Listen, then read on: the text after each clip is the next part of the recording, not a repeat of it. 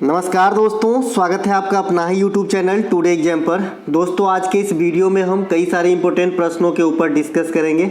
आने वाले समय में आप कोई सा भी एग्जाम देंगे तो वहाँ पर आपको इसकी फ़ायदा देखने को मिल जाएगी। बहुत ही कम समय में हम जो भी प्रश्न रहेगा उनको एक्स्ट्रा फैक्ट के माध्यम से आपको जो है याद दिलाऊंगा, एक तरीके से रिवीजन करवा दूंगा। तो चलिए दोस्तों शुरू करते हैं आज का ये वीडियो बिना टाइम गवाए।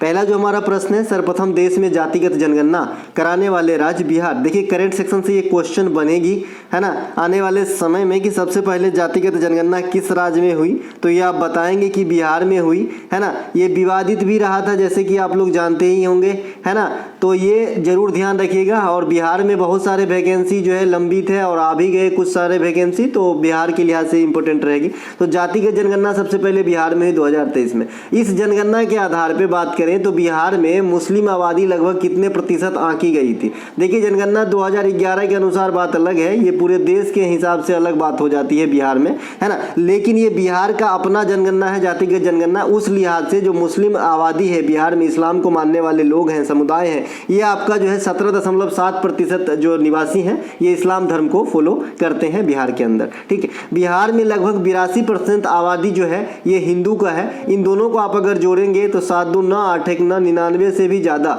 है ना। और इससे जो कम है, लगभग 1% से भी जो कम है, उसमें आपका कौन कौन आ जाएंगे, तो बौद्ध आ जाएंगे, जैन आ जाएंगे, ईसाई आ जाएंगे, इस प्रकार से जो है आपका आ जाएंगे, ठीक है भैया। तो ये दोनों जो है मेजर है आपका, एक हिंदू और एक मुस्लिम, ठीक है। समूचे बिहार में एससी की आबादी की बात करें, जो यहाँ से आपका क्वेश्चन बनेगा, खास करके अगर आप बीपीएससी का प्रे वगैरह देने वाले हैं या फिर बीएसएससी बिहार का कोई भी एग्जाम, तो यहाँ से ये वाली जो टॉपिक, ये वाली जो पॉइंट है, यहाँ से जरूर याद रखिएगा कि एससी की आबादी कितनी आंकी गई, तो 19% के समकक्ष, मतलब लगभग। और एसटी की आबादी जो है 1.68% यानी 1.7% के करीब जो है आंकी गई बिहार में। और सवर्ण जो है यानी अनरिजर्व जो है ये 15.5% जो है बिहार के अंदर है। तो ये आपका जो है कैटेगरी के हिसाब से। बाद बाकी आपका हिंदू मुस्लिम और धर्म के बारे में मैंने अभी बात कर ही लिया था। अगर आपसे पूछे कि भाई बिहार में सबसे अधिक कौन से जाति के लोग निवास करते हैं, है ना, तो अगर आप देखिए तो यहाँ पे 17% तो सिर्फ मुस्लिम की आबादी है। मुस्लिम में भी कई सारे जाति होते हैं, इंटरनल इस्लाम में भी, जैसे हिंदू में होते हैं ना वैसे मुस्लिम में भी होते हैं। तो ये नहीं समझिएगा कि इसका मतलब एक ही जाति है, उनके अंदर भी जाति होते हैं, ठीक है। और इनके अलावा यादव जो है ये सबसे ज्यादा है, 14%। लगभग जितने इस्लाम समुदाय के लोग हैं उनके करीब करीब यादव समुदाय के लोग जो है बिहार में निवास करते हैं। ये आपके सामने ये लिस्ट है, ये पीडीएफ मैं टेलीग्राम पे दे ही दूंगा। तो जिनको बिहार का एग्जाम देना है जरूर एक बार इस पर नजर मार लीजिएगा। अगला जो हमारा प्रश्न है, लेजिम डांस किस राज्य से संबंधित है। देखिए लेजिम डांस जो है ये आपके महाराष्ट्र से संबंधित है। महाराष्ट्र, गुजरात, छत्तीसगढ़ और झारखंड, राजस्थान, इतने सारे स्टेट, और एक हिमाचल प्रदेश को, है ना, इतने सारे स्टेट को जो है पिछले 4-5 महीने में मैं एग्जाम के अंदर देखता हूँ यहीं से ज्यादातर क्वेश्चन आए और उड़ीसा से भी आए, ठीक है। तो ये 5-6 स्टेट जो है यहाँ से काफी आपका डांस वगैरह पूछे गए, है ना। तो महाराष्ट्र का अन्य नृत्य की बात कर लेंगे। अभी आपने लेजिम देखा था, ये लावनी भी महाराष्ट्र का है, तमाशा, ये सब आपको लूसेंट में मिलेगा। जो लूसेंट में नहीं मिलेगा उस पर ज्यादा फोकस करना है, क्योंकि आजकल एग्जामिनर सभी जान गए हैं कि लूसेंट पुस्तक सभी के पास होते हैं। तो जो जनरली उसमें होते हैं वहां से कम थोड़ा आजकल ला रहे हैं, लेकिन जो नहीं होते हैं वहां से ज्यादा लाते हैं। अब देखिए कोली, ये नहीं मिलेंगे आपको शायद लूसेंट में, तो ये कोली ध्यान रखेंगे। नकाटा, है ना। इसके अलावा लेजिम बता ही दिया था। गाफा ये भी महाराष्ट्र के अंदर होता है। दही कला या फिर दही हांडी कहते हैं, ये कृष्णाष्टमी के अवसर पे होता है, ये भी महाराष्ट्र में होता है। ये सब आपके महाराष्ट्र के जो है नृत्य मतलब त्योहारों में से हैं। इसके अलावा महाराष्ट्र के त्योहार में और भी आएंगे, है ना, जो सार्वजनिक पूरे इंडिया के स्तर पे होता है। तो आपका गुड़ी पाड़वा भी होता है महाराष्ट्र के अंदर। ये गुड़ी पाड़वा जो है महाराष्ट्र का नववर्ष है। जैसे आप नववर्ष को अलग अलग स्टेट में अलग अलग के नाम से जानते हैं, जैसे असम में बिहू वगैरह के नाम से जानते हैं। केरल में अगर आएंगे तो आप इसे जो है विशु के नाम से जानते हैं, इस प्रकार से, है ना। तो यहाँ पे जो है तमिलनाडु में जाएंगे तो उसे पोतांदू कहते हैं, उसी प्रकार से महाराष्ट्र में गुड़ी पाड़वा कहते हैं, ठीक है भाई। इसके अलावा पंजाब में भी पूछा जाता है कई बार कि नववर्ष को क्या कहते हैं, तो पंजाब में बैसाखी के नाम से मना जाता है। और एचसीएम के एग्जाम में पूछा गया था इसी साल या पिछले साल, इसी साल फरवरी में हुआ था एग्जाम, है ना। तो उसमें पूछा गया था कि जम्मू कश्मीर में नववर्ष किस नाम से मनाए जाते हैं, तो आप बताएंगे नवरेह के नाम से मनाए जाते हैं जम्मू कश्मीर के अंदर, ठीक है। और असम के अंदर मकर संक्रांति भी बिहू के नाम से और नववर्ष भी बिहू के नाम से, चूंकि असम में 3 बार बिहू होता है, ठीक है। गोवा की प्रमुख त्योहार की बात करेंगे तो तरंग मेल होता है, ये अच्छा खासा पूछा जाता है एग्जाम में। हैं, कोली यहाँ भी होते हैं, चूंकि कोली एक समुदाय का नाम है जो हमारे यहाँ सहनी समुदाय होते हैं, मल्लाह समुदाय होते हैं, महाराष्ट्र में से कोली कहा जाता है। इसके अलावा फुगडी, सिगमो, इसके अलावा घोड़े मोरनी, ये दोनों एक ही साथ आएंगे, ठीक है। तो ये आपका गोवा में होता है। समाई नृत्य ये भी गोवा में होता है। जगर, रनमाले, गोंफ, टुनिया मेल, इसके अलावा मड डांस है ना, मड डांस जो कीचड़ वाला डांस होता है या फेस्टिवल कह लीजिए, तो ये भी आपका गोवा के अंदर होते हैं, मड त्योहार है ना, कीचड़ वाला। इसके अलावा मध्य प्रदेश का यहाँ पे मैंने लिख रखा है, तो मध्य प्रदेश में आते हैं तो हमारा जवारा, मटकी काफी बार पूछा गया है मध्य प्रदेश में। इसके अलावा ग्रीडा, और इससे मैं एक मिलता जुलता नाम पहले बताया हूँ, जैसे इसके प्रोनाउंसिएशन सेम लगता है, ब्रीटा। तो ब्रीटा कहाँ का है? पश्चिम बंगाल का है। और ग्रीडा कहाँ का है? मध्य प्रदेश का है, दोनों ध्यान रखेंगे। इसके अलावा खारा नाच, फूलपति नाच, साले लड़की है ना, सेला डवानी, माच, इसे माच लिखेगा, माच है ये माच नृत्य, ये सभी के सभी आपके कहाँ पे मिलेंगे? मध्य प्रदेश में मिलेंगे। परसों के दिन मैंने मध्य प्रदेश को एक और बताया था, भगोरिया पर्व, ये भी चर्चे में रहे तो ये भी पूछा जा सकता है, भगोरिया है ना। इसके अलावा खजुराहो महोत्सव, मालवा महोत्सव, मांडू महोत्सव, ये सभी के सभी आपके मध्य प्रदेश में, ओरछा है ना, ये सभी के सभी आपके मध्य प्रदेश में मनाए जाते हैं, है ना। मलखम्ब खेल का नाम है, ये भी मध्य प्रदेश से में जो है फेमस है। इसके अलावा प्राचीन काल में किस नदी को सुतुद्री कहा जाता था? देखिए, जो आपका वैदिक काल में नदी के नाम हुआ करते थे, तो वहां से भी आपकी खास करके दिल्ली पुलिस वगैरह में काफी क्वेश्चन पूछे जाते हैं, तो आप इसे एक बार देख के जाइएगा। तो सुतुद्री जो है ये सतलज नदी को कहा जाता है। आस्किनी जो है ये चिनाव नदी को कहा जाता है। बिपाशा को ब्यास कहा जाता है ना, सॉरी, ब्यास नदी को पहले बिपाशा कहा जाता था, आजकल ब्यास नदी कहा जाता है, ठीक है। बितस्ता, ये झेलम नदी को कहा जाता था पहले, बितस्ता, तो इसे ध्यान रखेंगे। पुरुषनी जो है ये रावी नदी को कहा जाता था, पुरुषनी, रावी नदी को। सरस्वती को दृष्टवती या सरस्वती या दृष्टवती कहते थे, किसे? घग्गर को, घग्गर। इसके अलावा देखिए, घाघरा नदी अलग है और घग्गर नदी अलग है, जिनके मन में आ रहा हो। बिपाशा, इसे ब्यासी 2 बार लिखा गया है। तो ये जो कुछ आपका वैदिक काल में नदियों के नाम हुआ करते थे, उन पे जरूर गौर फरमा के जाएंगे। इसके अलावा अगला प्रश्न है हमारा, एशियन गेम 2022 जो आपका अभी 2-4 दिन पहले ही संपन्न हुआ है, 2023 में कराया गया, 2022 ही लिखा रहेगा एग्जाम में, है ना। तो भारत के लिए रोसोबीना देवी ने वुसु में कौन सी पदक जीती? देखिए, वुसु का पदक इसलिए इंपॉर्टेंट है, VVI करके रखिएगा, क्योंकि इसमें जो है बहुत कम मात्रा में आए, तो ये आपका सिल्वर आंसर हो जाएगा, ठीक है भाई। सिल्वर जो है आपका रोसोबीना देवी, ये क्या खेलते हैं? वुसु एक खेल का नाम है और विशु एक त्योहार का नाम है। तो विशु है आपका केरल का नववर्ष, अभी मैंने बता दिया, ये है वुसु, है ना। तो ये इसमें आपका खेला है और सिल्वर प्राप्त की है, ठीक है। इसके अलावा एशियन गेम 2022 में कुल पदक कितने मिले? जैसे आपने ओलंपिक 2020 में 1, 2 और 4 याद रखते थे कि 7 पदक प्राप्त हुए, और ये कम से कम नहीं ज्यादा तो कम से कम 10 टाइम तो आपके एग्जाम में जरूर आए हैं अब तक। उसी प्रकार से ये वाली लाइन जरूर आपके एग्जाम में 10 टाइम तो कम से कम आएगा, ठीक है। तो एशियन गेम 2022 में भारत को कुल जो है कितने पदक प्राप्त हुए? 107 पदक प्राप्त हुए। इसमें कौन सा रैंक हासिल हुआ है? तो चौथा रैंक मिला है। और जो आपका कॉमनवेल्थ गेम 2022 हुआ था, वहां पर भी भारत को चौथा रैंक मिला था। तो दोनों बात ध्यान रखेंगे, ठीक है भाई। कॉमनवेल्थ गेम में भी चौथा रैंक मिला था भारत को। और एशियाई गेम 2022 जो 2023 में कराए गए हैं, कहां पे कराए गए हैं? तो चीन में कराए गए हैं, और चीन ही प्रथम स्थान पे रहा है। तो यहां भी भारत को चौथा स्थान मिला है। चौथा स्थान मिले हैं भारत को कितने पदकों पे? 107 पदक पे। अब इसमें गोल्ड का क्वांटिटी और आपका रजत का क्वांटिटी जरूर याद रखिएगा, कम से कम 2 तो जरूर याद रखना, और तीसरा 107 में से घटा देना तो तीसरा निकल जाएगा। तो 28 आपका गोल्ड है और 38 आपका क्या है? रजत है। ये दोनों आपको याद रखना है, और 107 में से घटा के आपका निकल जाएगा 41, है ना। तो आपका ब्रॉन्ज नहीं याद रखिए, 28, 10, 38, 10 बढ़ा दीजिएगा और 107 टोटल याद रखिएगा, ठीक है। तो ये गोल्ड और रजत अलग से जरूर याद रखिएगा। आपसे क्वेश्चन कर सकता है एग्जामिनर कि भारत को सबसे अधिक पदक किस खेल के अंदर ओवरऑल मिला इस वाले इवेंट में? तो आप बताएंगे कि सबसे अधिक पदक जो है एथलेटिक्स के अंदर मिला है। 29 पदक इकलौता एथलेटिक्स के अंदर मिला है, जिसमें 6 गोल्ड है, 14 रजत है और 9 आपका ब्रॉन्ज है। तो ओवरऑल सबसे अधिक पदक किस खेल में मिले? एथलेटिक्स में मिले। बातों पर थोड़ा सा ध्यान दीजिएगा, सबसे अधिक ओवरऑल गोल्ड किस खेल में जो है पार्टिकुलर रूप से से मिला, तो सबसे अधिक गोल्ड आपका निशानेबाजी में आया। कितना गोल्ड आया भैया? 7 स्वर्ण पदक ओनली ना जो है आपका निशानेबाजी शूटिंग के अंदर आया।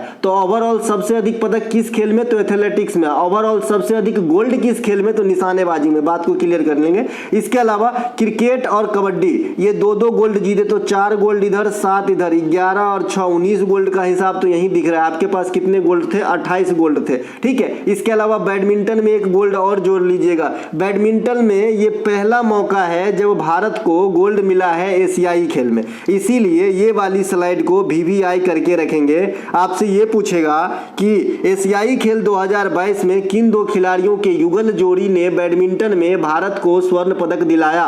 तो आपका नाम है कौन? सात्विक साईराज और चिराग शेट्टी।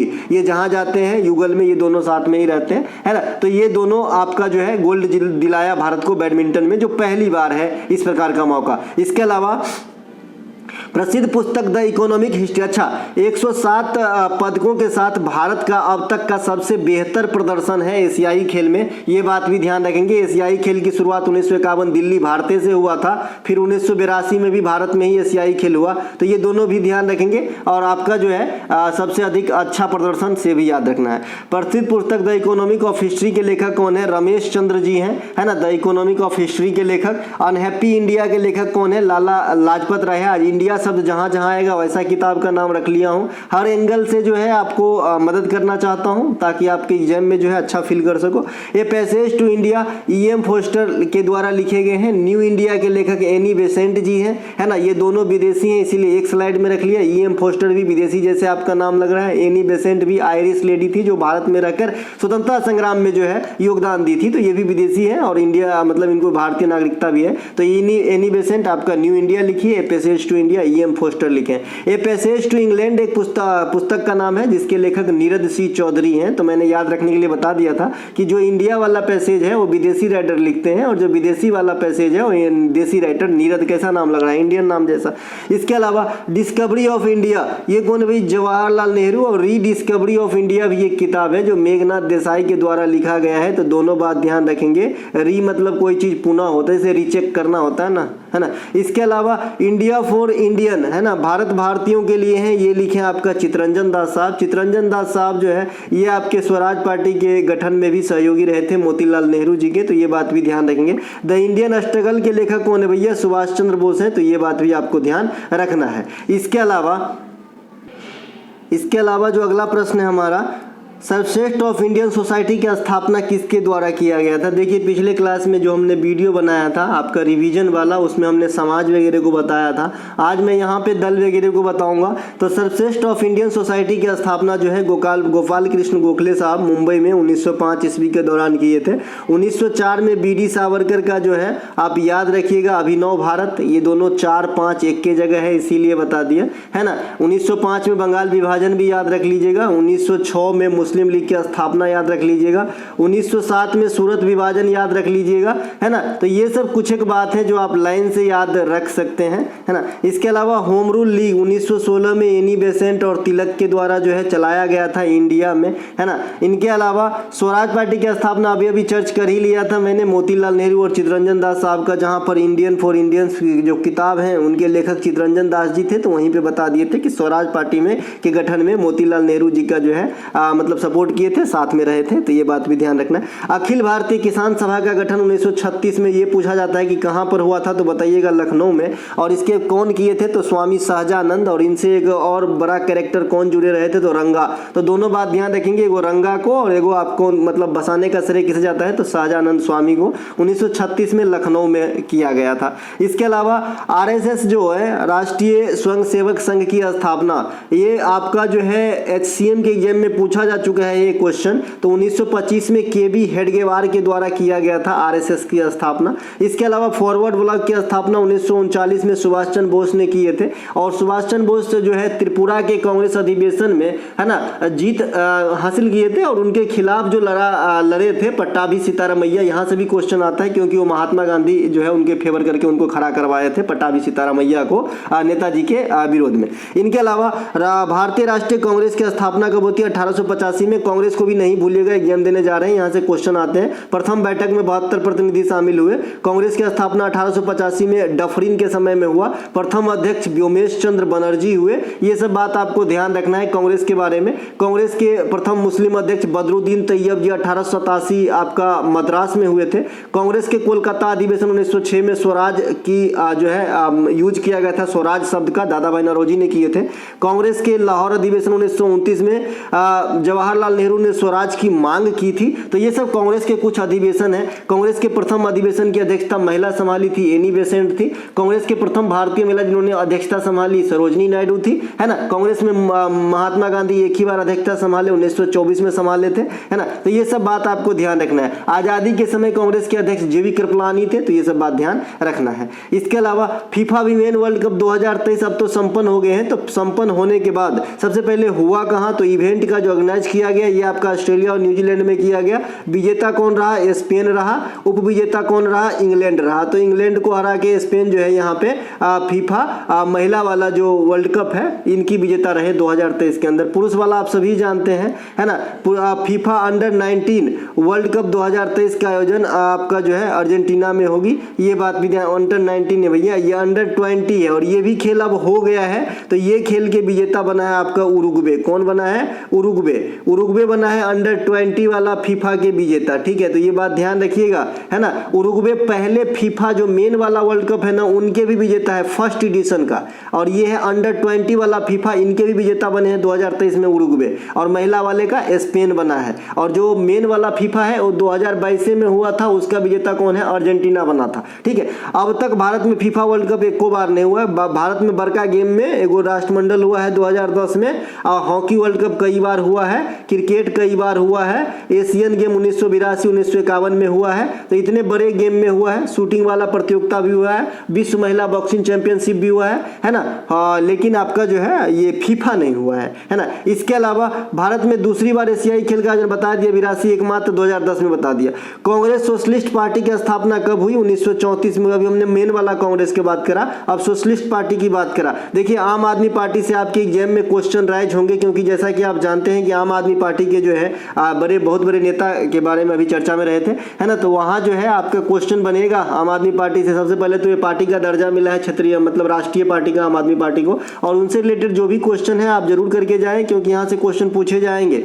भारतीय राष्ट्रीय कांग्रेस की स्थापना 1885 में हुआ था। हिंदुस्तान रिपब्लिकन एसोसिएशन की स्थापना 1925 में हुई थी। ये क्या है भाई, HRS, एक second, Hindustan Republican association HRA है, ठीक है। HRA की स्थापना आपका 1925 में, इसी का नाम बदल के 1928 में आपका HSRA हो गया, हसरा सोशलिस्ट शब्द जोड़ दिया गया। दिल्ली में इसका नामकरण किया गया था भगत सिंह और उनके सहयोगी जो नौजवान सभा के सदस्य थे, है ना। भगत सिंह संस्थापक हैं नौजवान सभा के, और जो नौजवान सभा के सदस्य थे उनके मतलब सम्मति से दिल्ली के फिरोज शाह कोटला मैदान, जिसका अब आधुनिक नाम अरुण जेटली मैदान है, जहां पे पिछले दिन रोहित शर्मा ने शानदार जो है शतकीय पारी खेले। और अब तक एक और रिकॉर्ड बन गया है यहाँ पे कि वर्ल्ड कप में सबसे ज्यादा शतक, सबसे ज्यादा सेंचुरी बनाने का जो रिकॉर्ड है, ये 7 सेंचुरी रोहित शर्मा के नाम हो गए हैं। तो हिटमैन रोहित शर्मा के नाम एक और रिकॉर्ड, इसे जरूर ध्यान रखेंगे। ये क्वेश्चन आपका आएंगे, क्योंकि ये क्वेश्चन इसलिए क्योंकि सचिन को इन्होंने बीट किया है। पहले सचिन और ये दोनों एक ही पैदान पे थे, 6-6 शतकों के साथ सेम थे,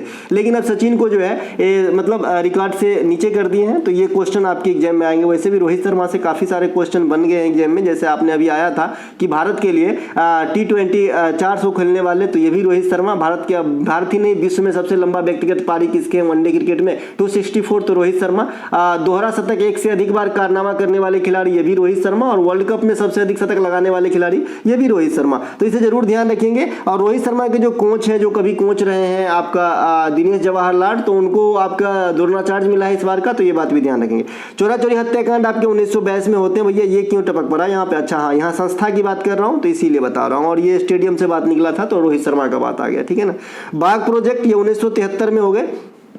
इसके अलावा बाघ की अभी गणना हुई तो सबसे अधिक बाघ आपके एमपी में है, तो ये बात भी आपको ध्यान रखना है। प्रथम बार बैंकों का राष्ट्रीयकरण 1969 में हुआ था, 14 प्रमुख बैंकों का, तो ये बात भी ध्यान रखेंगे। इंदिरा गांधी के समय 3 गोलमेज सम्मेलन 1930, 1931, 1932, ये तीनों गोलमेज सम्मेलन का ईस्वी तो नहीं याद रखिएगा क्योंकि क्रम है, आपसे पूछेगा नहीं, लेकिन पूछता है कि ये तीनों गोलमेज सम्मेलन के समय इंग्लैंड के प्राइम मिनिस्टर कौन थे, तो रैमजे मैकडोनाल्ड। महात्मा गांधी द्वितीय गोलमेज सम्मेलन में भाग लिए थे। भीमराव अंबेडकर साहब तीनों गोलमेज सम्मेलन में भाग लिए थे। तो ये सब बातें कुछ बात है जो आपको ध्यान रखना है। भारत के पूर्वोत्तर राज्य की सीमाएं बांग्लादेश से नहीं मिलती है। देखिए बांग्लादेश के सीमाएं जो नहीं आपका जो मिलती है, ये आपका नागालैंड, मणिपुर और अरुणाचल प्रदेश एवं सिक्किम, ठीक है। और उसके अलावा असम, मिजोरम, त्रिपुरा, ये आपका बांग्लादेश के साथ मिलने वाली सीमाएं हैं। देखिए कहाँ गया बांग्लादेश, ये छोटू आपका बांग्लादेश है, ये देखिए बांग्लादेश है ना। तो यहाँ से आपका पश्चिम बंगाल भी मिल रहा है, त्रिपुरा भी मिल रहा है, ये सब जो है असम भी मिल रहा है, तो ये सब जो है आपके बांग्लादेश के साथ मिल जाते हैं, ठीक है। इसके अलावा जो आपका बांग्लादेश और म्यांमार दोनों से लगने वाले राज्य कौन से हो जाएंगे, तो ये आपका मिजोरम हो जाएंगे। तो कुछ सीमा रेखा पर के जरूर जाना है क्योंकि सीमा रेखा इस बार के एग्जाम में तो नहीं आए, जो अभी आपके एमटीएस हुए इसमें नहीं आए, स्टेनोग्राफर में भी नहीं आए, है ना। लेकिन सीमा रेखा को आपको नहीं भूलना है क्योंकि यहाँ से कई सारे क्वेश्चन जब बनने लगते हैं तो बनते ही रहते हैं। तो कुछ मोटे मोटे तौर पर जरूर याद रखें कि पूर्वोत्तर भारत में जो राज्य हैं वो किसके किसके टच में है, थोड़ा सा देख लें। इसके अलावा भारत के पड़ोसी तो ऐसे ही आपको नक्शा अगर थोड़ा बहुत भी जानते हैं तो ऐसे ही याद रहेगा, है ना। सबसे लंबा सबसे छोटा याद रखें बांग्लादेश और अफगानिस्तान। इसके अलावा जलीय सीमा भी कुछ याद रख लें जैसे श्रीलंका वगैरह, है ना। इसके अलावा मालदीव वगैरह, ये सब आपके जलीय सीमा वाला देश है। भारत के उत्तर में कौन है, दक्षिण में कौन है, ये सब थोड़ा बहुत ध्यान रखिएगा। भारत में कौन से राज्य सबसे अधिक राज्यों के टच में है, तो ये सब बात थोड़ा उत्तर प्रदेश हो जाएगा। तो ये सब जो है थोड़ी बहुत जानकारी तो होनी चाहिए सीमा रेखा के बारे में। जैसे विश्व में सबसे अधिक सर्वाधिक जो स्थलीय सीमा लंबी है ये आपका कनाडा का है, तो ये बात भी आपको ध्यान रखना है। फीफा में गोल पोस्ट की ऊंचाई कितनी होती है, अभी हमने फीफा की बात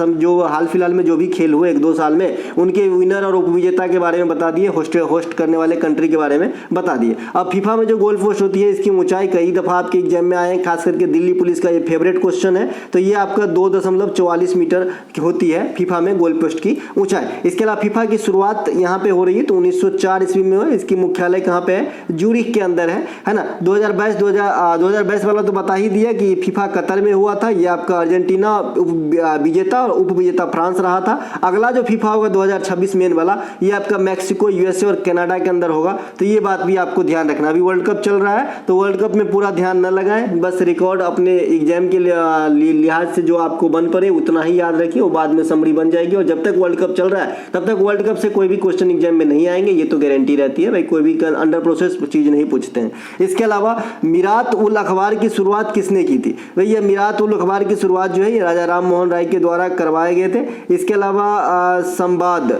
कुमौदी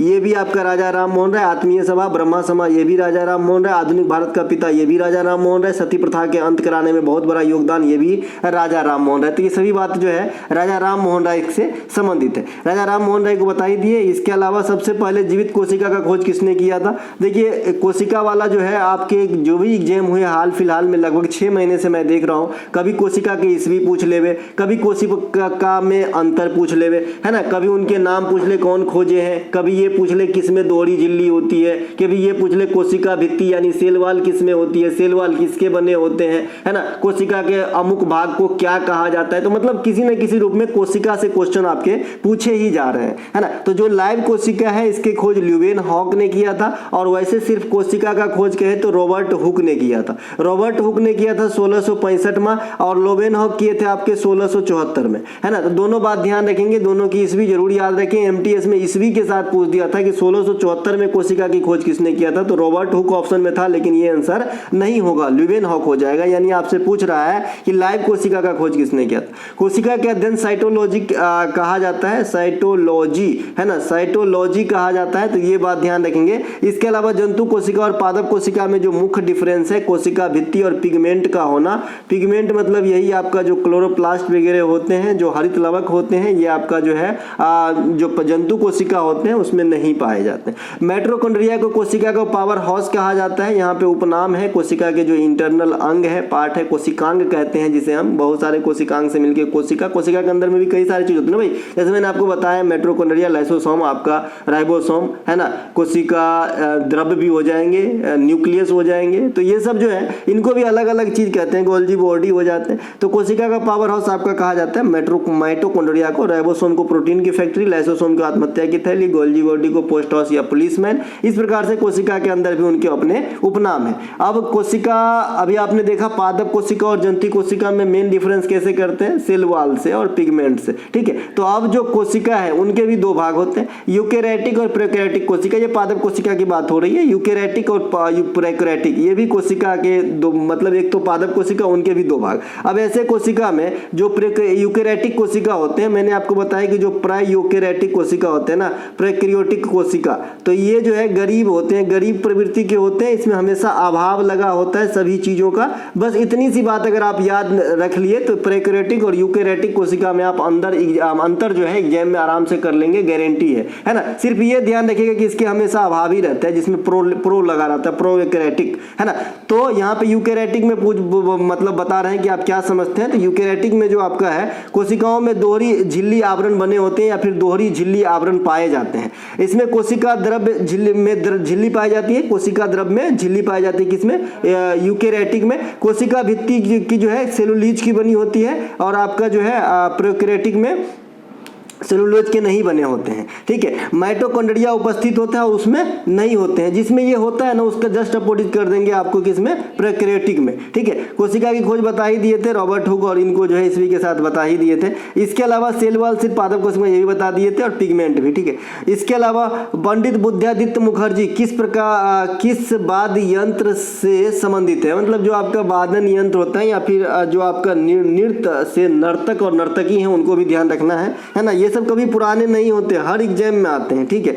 तो पंडित बुद्धादित्य मुखर्जी जो है ये आपके सितार से संबंधित है। सितार के कुछ नवीन कलाकार, ये पंडित रविशंकर साहब की पुत्री अनुष्का शंकर, इन्हें भी ध्यान रखेंगे। एक अभी आपका अरविंद पारेख साहब पूछे थे, जो पूछते हैं ना तो फिर से रिपीट जरूर करते हैं एग्जामिनर, तो वो भी सितार से ही संबंधित है। निखिल बनर्जी सितार से ही है, विलायत खां सितार से हैं, शाहिद परवेज ये भी सितार से हैं, तो सितार से जरूर ध्यान रखेंगे। पंडित रविशंकर के भारत रत्न वाला ईस्वी जरूर याद रखेंगे, 1999 में सेकेंड म्यूजिशियन जिन्हें भारत रत्न दिया गया था, है ना। इनके अलावा पंडित रविशंकर साहब को ग्रैमी अवार्ड पहली बार मिला था 1968 में, और पंडित रविशंकर साहब ये कि सबसे अधिक ग्रैमी अवार्ड इंडिया में जीते हैं, 5 ग्रैमी अवार्ड है इनके नाम। रिकी केज के नाम 3 ग्रैमी अवार्ड है, 2015, 2022 और 2023 में। 2015 में विंड्स ऑफ संसारा के लिए, 2022 और 2023 में जो रिकी केज को मिला है ये आपका डिवाइन टाइड्स के लिए मिला है, ठीक है। तो सबसे अधिक ग्रैमी अवार्ड पंडित रविशंकर के नाम, और भारत रत्न की ईस्वी 1999 जरूर याद रखेंगे। जाकिर हुसैन साहब, अंबिका प्रसाद और अल्लाह रखा, है ना। इसके अलावा सुखविंदर सिंह हो जाएगा, लच्छू महाराज हो जाएगा, है ना।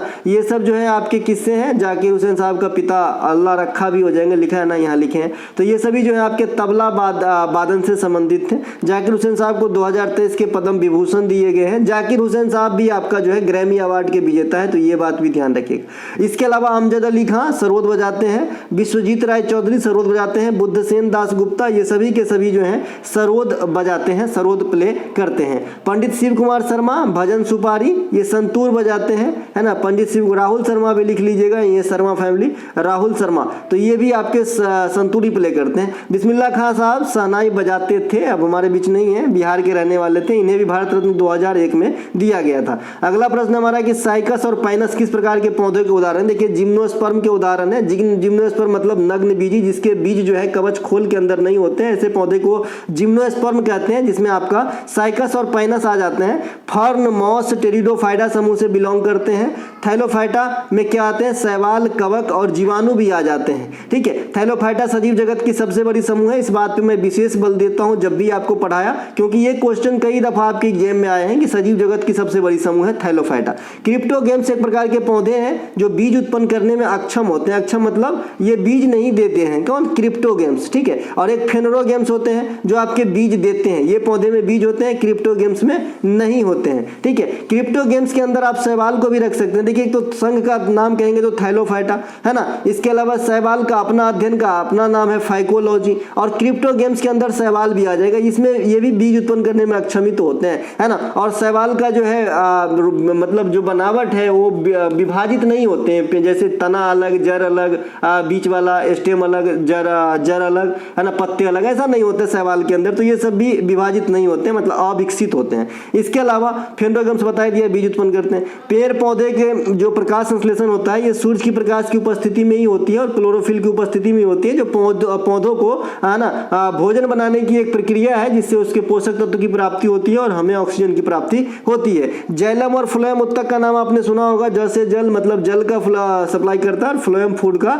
सप्लाई करता है। मरुस्थलीय इत्यादि में उगने वाली कटीली पौधे को जीरोफाइट्स कहा जाता है, तो ये बात भी ध्यान रखेंगे। इसके पत्ते कम चौड़ी होते हैं, इसमें कांटा ज्यादा होता है, कटीली पौधे कह सकते हैं, झाड़ी कह सकते हैं। भारत के पड़ोसी देश म्यांमार का आधिकारिक भाषा क्या है? देखिए, हाल फिलहाल में जो सबसे टॉप ट्रेंडिंग रहा, आपके चाहे तो कोई भी एसएससी की एग्जाम की बात कर ले, वहां पे जो है बगल वाले देश में झांक के जरूर क्वेश्चन पूछा है, चाहे तो भाषा, चाहे तो त्योहार, चाहे तो उनके कल्चर, उनके अपना डांस है, उनके देश से कोई संबंधित व्यक्ति अगर नामचीन है तो वहां से क्वेश्चन जरूर पूछा गया है ना। तो बर्मा का बर्मी भाषा है। बांग्लादेश की आधिकारिक भाषा बंगाली है। मालदीव की दिवेही है, कई दफा बता चुका हूं। भूटान की जोंगखा है, कई दफा बता चुका हूं। श्रीलंका की आधिकारिक भाषा सिंहली या तमिल है, तमिल भी बोले जाते हैं लेकिन सिंहली लिखिएगा।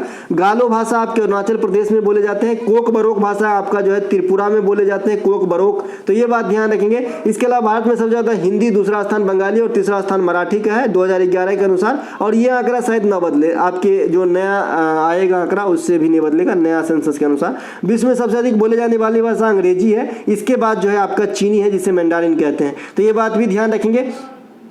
अगला प्रश्न हमारा, रोजवुड महोगनी एनी यह किस प्रकार की वन की उत्पाद है? देखिए, ये उष्णकटिबंधीय सदाबहार वन की उत्पाद है। एक क्वेश्चन आपके सीजीएल एग्जाम इसी बार के प्रे में पूछा गया था कि जो उष्णकटिबंधीय वन है ये कहां पर पाए जाएंगे। आपके ऑप्शन कुछ इस प्रकार से थे, भूमध्य रेखा के आसपास, है ना, ध्रुवीय क्षेत्र के आसपास, इस प्रकार से आपके कुछ ऑप्शन थे, है ना। तो ये आपका हो जाएगा जी, भूमध्य रेखा के आसपास वाली क्षेत्र में आपके उष्णकटिबंधीय वन पाए जाते हैं। अब उष्णकटिबंधीय वन में कई प्रकार के वन होते हैं, है ना, सदाबहार वन होते हैं, उष्णकटिबंधीय पतझड़ी वन भी होते हैं, उष्णकटिबंधीय अर्ध पतझड़ी वन भी होते हैं, उष्णकटिबंधीय कटीली वन भी होती है। तो लेकिन ये जो उष्णकटिबंधीय वन है ये कहां पे पाए जाएंगे? तो आपके भूमध्य रेखा के आसपास वाली क्षेत्र में पाए जाएंगे। यहां से अगर आप आएंगे तो लगभग 25 से 28 डिग्री, है ना, ये आपका देशांतर तक पाए जाएंगे, और अक्षांश की बात करेंगे तो 10 से 12 डिग्री हो जाएंगे। ठीक है, तो ये आसपास की जो एरिया है यहाँ पे आपका क्या पाए जाएंगे? उष्णकटिबंधीय सदाबहार वन पाए जाएंगे। भारत में भी उष्णकटिबंधीय सदाबहार वन पाए जाते हैं।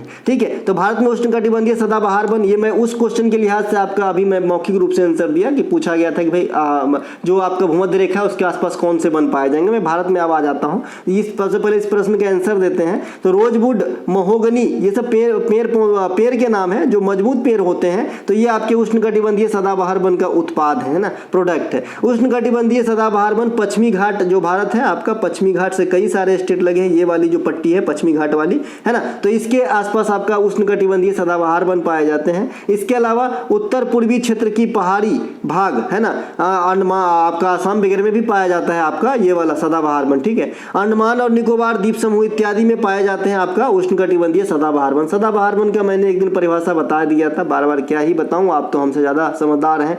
इसके अलावा उष्णकटिबंधीय सदाबहार वन की औसत वर्षा कैसे होती है भैया? 200 सेंटीमीटर से अधिक हो तो सदाबहार वन कहलाता है। यही आपके 100 से 200 सेंटीमीटर हो, है ना, तो आपका जो है उष्णकटिबंधीय सदाबहार नहीं, पतझड़ी वन कहलाते हैं। उष्णकटिबंधीय शुष्क पतझड़ी वन कहेंगे तो 70 से 100 वर्षा होती है। ये हम बाद में डिस्कस कर लेंगे, थोड़ा सा मोटे मोटे तौर पे बता दूं, क्योंकि ये चीज जो है ना आप बड़े एग्जाम देते हैं तभी काम आएंगे। बस यहाँ पे ये रखना है कि सदाबहार वन किसे कहते हैं और पतझड़ी वन किसे कहते हैं। सदाबहार वन कहते हैं जिसमें हर एक समय जो है मतलब अलग अलग पौधे की अलग अलग एक्टिविटी शुरू होती है। कोई फल दे रहा है, कोई फूल दे रहा है, कोई पत्ता गिरा रहा है, कोई पत्ता ले रहा है। लेकिन जो जो आपका पतझड़ी वन होता है इस साल में एक जैसा ट्रीट करता है। जब पत्ता गिरेंगे तो सबका गिरेंगे, जब पत्ता नया आएंगे तो सबका आएंगे। तो जब नया आता है तो देखने में अच्छा लगता है, जब झड़ जाता है तो सुन सपाटा लगता है ना। तो ये आपका उष्णकटिबंधीय सदाबहार वन में औसत वर्षा मैंने कितना बताया था, 200 सेंटीमीटर। 200 सेंटीमीटर से अधिक हो तब सदाबहार वन, ठीक है। 200 सेंटीमीटर तक होता है तब पर्णपाती वन होता है, ठीक है ना। तब क्या होता है, पर्णपाती वन होता है। आपके नीचे ये दिख रहा होगा उष्णकटिबंधीय पर्ण, यहाँ पर मैं थोड़ा सा बता दूं, उष्णकटिबंधीय सदाबहार वन जहां औसत वर्षा 200 सेंटीमीटर से भी अधिक होती है, बात बता चुका। भूमध्य रेखा के आसपास उष्णकटिबंधीय, ये बात मैं पहले बता चुका। इसके अलावा उष्णकटिबंधीय पर्णपाती वन की उत्पाद जो है, अब ये मैं सदाबहार वन बताया था कि 200 सेंटीमीटर से अधिक वर्षा हो, अब पर्णपाती वन बता रहा हूँ उष्णकटिबंधीय वाला ही, है ना। इसके उत्पाद क्या है, सागवान, शीशम, महुआ, आंवला, ठीक है। इसके अलावा पलाश, अमलतास, बेल, खैर, ये सब भी उष्णकटिबंधीय शुष्क पर्णपाती वन में पाए जाते हैं। और मैंने अभी बताया कि पर्णपाती वन का फॉर्मूला मतलब डिफिनीशन है कि 200 सेंटीमीटर तक वर्षा हो। तक और अधिक में फर्क है भैया।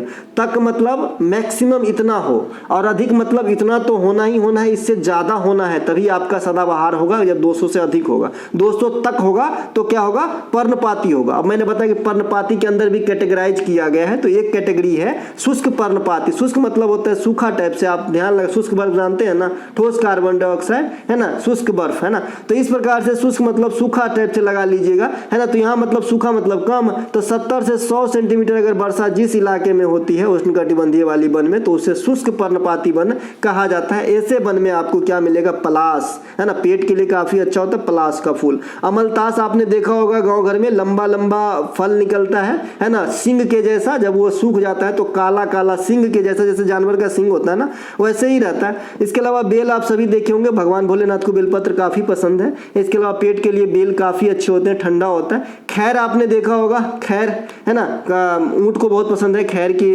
जो पत्ते होते हैं, बबूल खैर के पत्ते, खैर वगैरह जो है कटीले वन में पाए जाते हैं क्योंकि पत्ते छोटे छोटे होते हैं। तो ये थे आज के हमारा जो है कुछ प्रश्नों को लेकर बनाया गया वीडियो। अगर आपको अच्छा लगे तो लाइक करें। हम मिलेंगे अगले वीडियो में, तब तक के लिए जय हिंद। और कल आपको जो है एसएससी जीडी और आपका जो आपका दिल्ली पुलिस का कंबाइंड सेट चल रहा है उसका सेट नंबर 7 हम जरूर लेकर के आएंगे। मिलेंगे अगले वीडियो में, जय हिंद दोस्तों।